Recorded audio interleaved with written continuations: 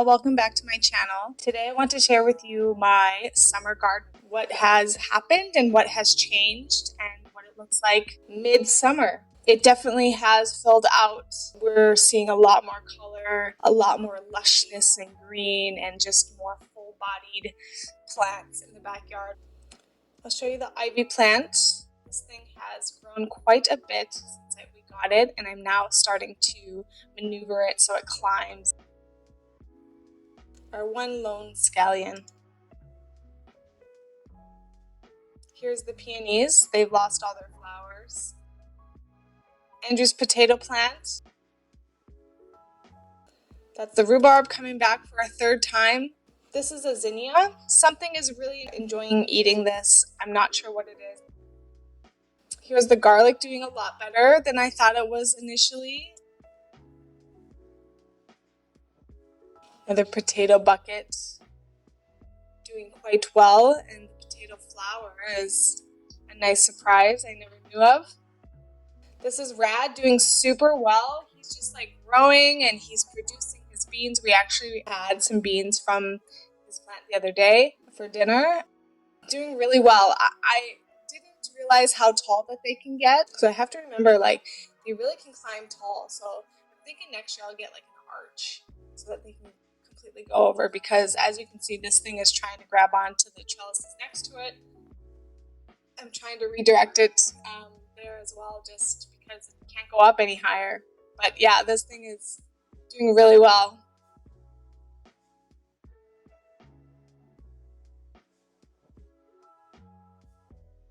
Sweet peas, this is only 2 plants, and I can't believe how big they are.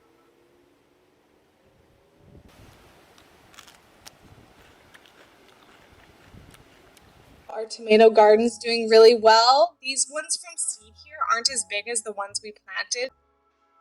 This one and the 2, 3 next to it were all planted, already sprouted and grown, probably at least 2 months. And they're just freaking huge. And the ones all in the back and the side were planted from seed, and they are just not even a quarter of the size of them. But they're still producing. I just can't believe how many grape tomatoes we're getting from these plants. They're just so beautiful, and they've been green for so long. I'm just waiting for some color to come through, which now today as I record, there are some pops of red in there that I get to harvest. Tomato plant is just getting so tall, I had to put up a wooden stake there to hold it up. It's the 3rd potato bucket, and our green beans are doing a lot better. The squash is doing much better. The corn is now starting to do this sprouty thing, which is really cool. I'm not sure. I've never grown corn before, so I don't really know what it's going to look like or how it's going to develop.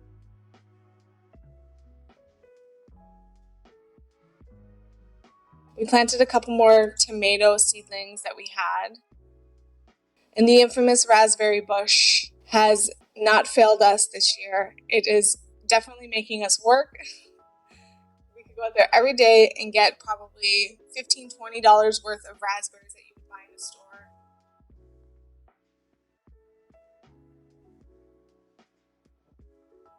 They're so delicious. But yeah, it's hard to keep up. You could pull a daily harvest and still have room for more.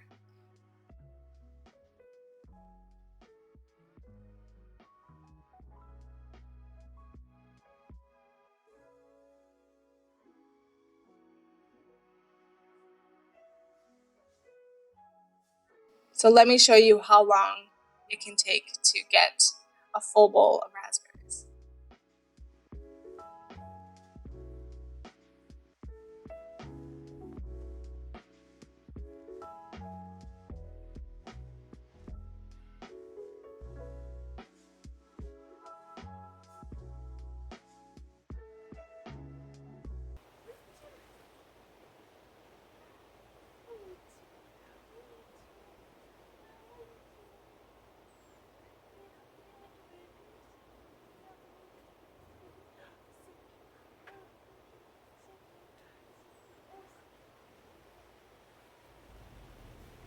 You know what the raspberries taught me?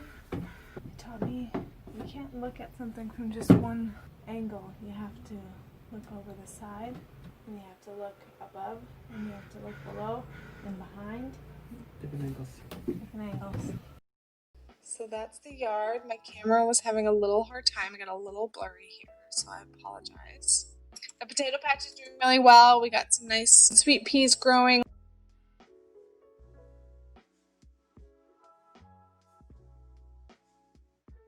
Lots of potatoes growing. We got some garlic growing. The oregano is another just super hardy. You can't really do it wrong. It comes back strong. This is actually after I harvested a bunch, gave a bunch away. The romaine's doing really good. This is our cilantro that went to seed and flower. The rose bush is doing really well. This was one that actually I had trimmed back quite a bit at the beginning of the season. And I'm so glad I did because it has now produced so many rose heads. It's so beautiful. It's just so full of color. It's such a nice little addition to the yard.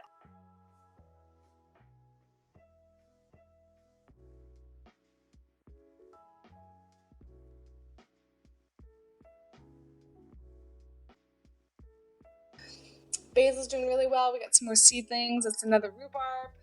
These I planted next to the sunflower. I forget what they're called, but they're part of the sunflower family.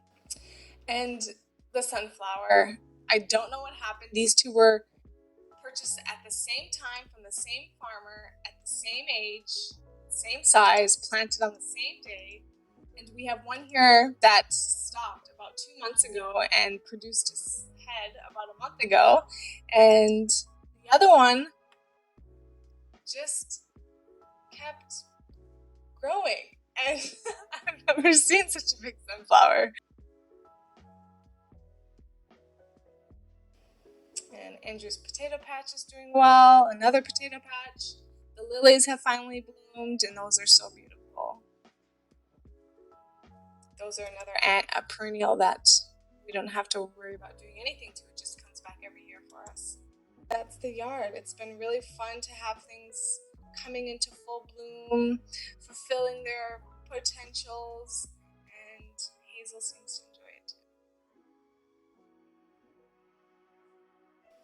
That's the chief. We live in such a beautiful place. I was just telling someone the other day how inspired I am by this environment and how much it grounds me. And you don't realize how much your environment plays a role in your overall day-to-day experience. And I'm fortunate enough to be in such a spectacular area of the world that produces such an amazing landscape that I'm literally in awe every day. And I see the same scene every day, but the scene is so remarkable that it truly inspires me. And I'm so grateful to be where I'm at. And I'm grateful to be able to share and show you this little part of the world. Thanks for watching and spending time with me in my garden. Take care, get outside, plant something, nourish life in any way you can.